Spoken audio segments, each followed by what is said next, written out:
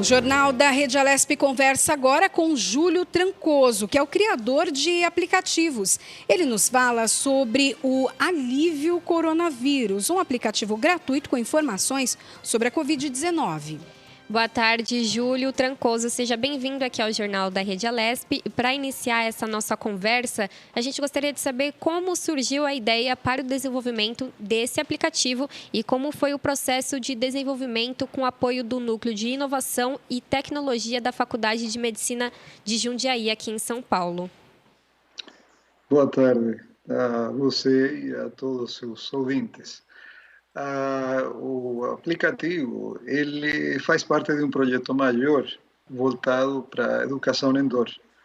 Então, no começo do ano, eu já percebi que havia uma oportunidade, não, que se abria como o começo da pandemia.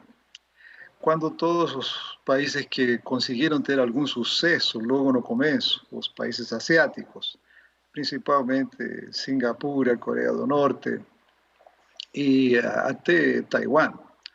Eles usaram a tecnologia de informação para conseguir bons resultados.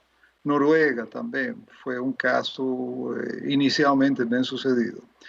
Eles se preocuparam com usar a capacidade de disseminação de informações através de celulares desde o começo.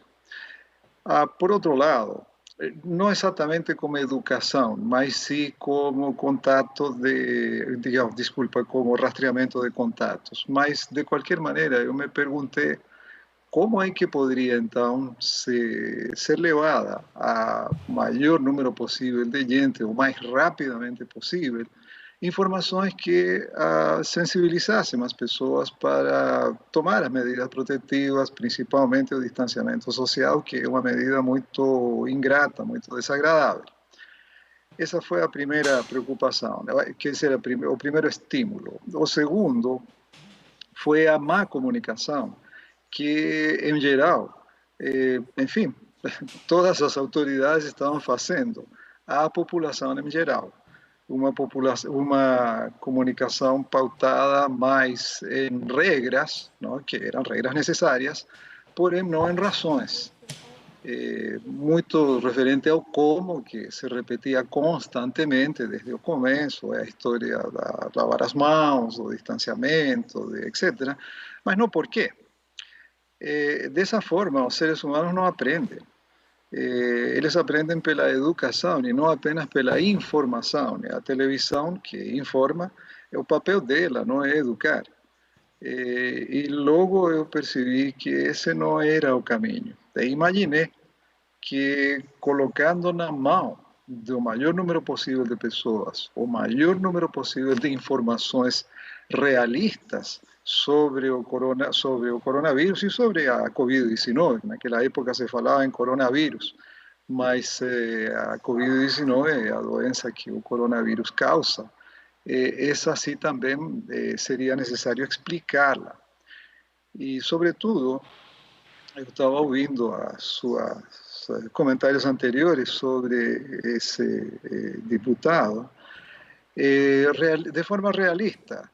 A mim me parece que o principal erro que foi cometido pela comunicação oficial foi logo seguir a orientação da Organização Mundial da Saúde em termos de comunicação, no sentido de que o coronavírus era uma coisa que não matava, ou matava muito pouco, e principalmente iria afetar os velhos.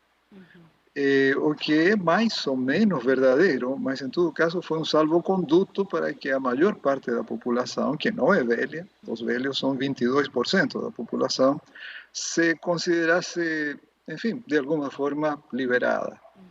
Então, houve vários erros de comunicação que podem ser resolvidos, não necessariamente resolvidos, mas em todo caso amenizados, não? Com esclarecimentos melhores através de um aplicativo. Como esse aplicativo funciona? Qual é o acesso a ele? Qualquer pessoa pode acessar? Inclusive, tem informações para crianças ou só para o público adulto? se me desculpa, eu esqueci, enfim, não tive tempo de comentar a participação da Faculdade de Medicina de Jundiaí no projeto. Ela acreditou no projeto, então na primeira etapa foi avaliar esse projeto, o que nos deu uma segurança muito grande, que estávamos no caminho certo, porque uma faculdade de medicina certamente que tem que fazer uma avaliação muito séria do ponto de vista médico-científico. Em segundo lugar, a faculdade ela revisou o banco de dados. O banco de dados, no momento, ele contém 700 afirmações sobre o coronavírus e a Covid-19. Então, não é pouco, e demoramos mais ou menos 45 dias em revisar tudo isso, porque cada afirmação ela está pautada numa referência científica. Então, não houve que checar tudo isso, a faculdade o fez, e foi uma etapa importante. E, em terceiro lugar, nos permitiu ser autorizados pelo Google para usar a sua plataforma. Você sabe que os aplicativos eles só podem aparecer em duas plataformas, uma o Google e a outra a Apple.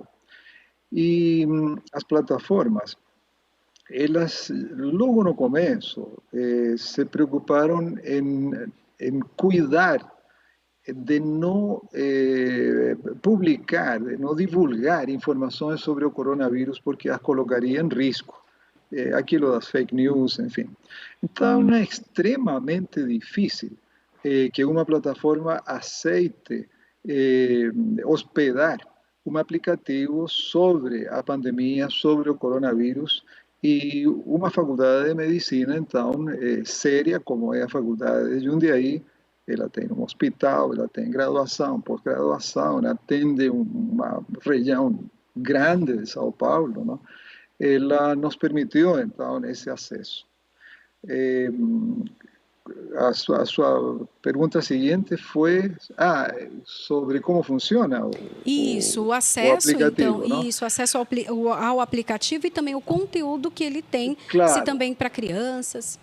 Claro, não, claro. Antes de chegar às crianças, como é que funciona o aplicativo e por que ele é um jogo? Ele é um jogo digital, é um jogo educacional. Há um percurso, o jogador escolhe um ícone e esse ícone se movimenta ao longo do percurso dependendo de o jogador ir respondendo se as afirmações sobre o coronavírus ou a Covid-19 que lhes vão sendo apresentadas são verdadeiras ou falsas. Se ele acerta, independente de ser verdadeiro ou falso, ele acertou, ele avança pelo percurso aquele, e se ele não acerta, ele retrocede. Basicamente é isso. Se ele avançar várias vezes o suficiente, ele vai ganhar o jogo, porque vai chegar no seu destino. E se ele erra, bom, ele vai perder o jogo. Então, é basicamente um teste de conhecimento, não? Lúdico, atrativo, porque também ele avança ou retrocede em função de outros elementos, como uma roleta, que aparece o aspecto aleatório, não? Ele acerta e ele precisa jogar com uma roleta que vai lhe dizer que o número que ele conseguiu foi 3. Significa que vai avançar 3 espaços, ou pode ter sido 7 espaços, enfim. Então, há elementos de surpresa também ao longo do jogo que o tornam interessante. Quanto às crianças, é a mesma coisa, só que, no caso delas, as afirmações não são escritas, elas são faladas. E também elas são suportadas por cartoons, por caricaturas.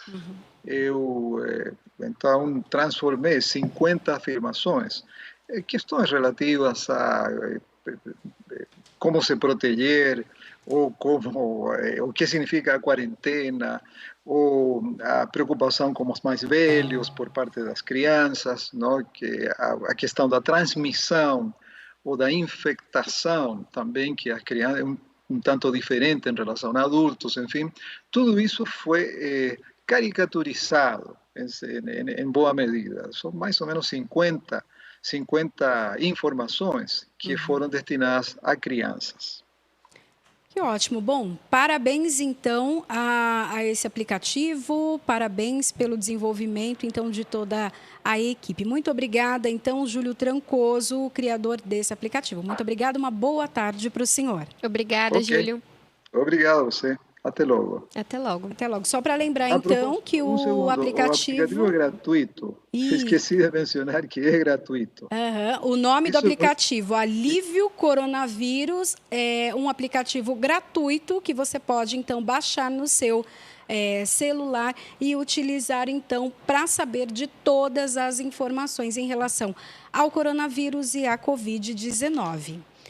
Bom, dorcronica.blog.br, porque, como já disse, o Google não está autorizando aplicativos que ele próprio autorizou a serem divulgados. A serem divulgados na plataforma Google, não como outros aplicativos. Então, você, em certa medida, é condenado, não, a utilizar outros meios para ser visto. E o meio que temos é dorcronica.blog.br. Imediatamente vai ir parar no aplicativo se clicar esse link, dorcronica.blog.br. Tá ótimo. Okay? Então já ficou aí o recado, o caminho para encontrar então esse aplicativo. Muito obrigada e parabéns.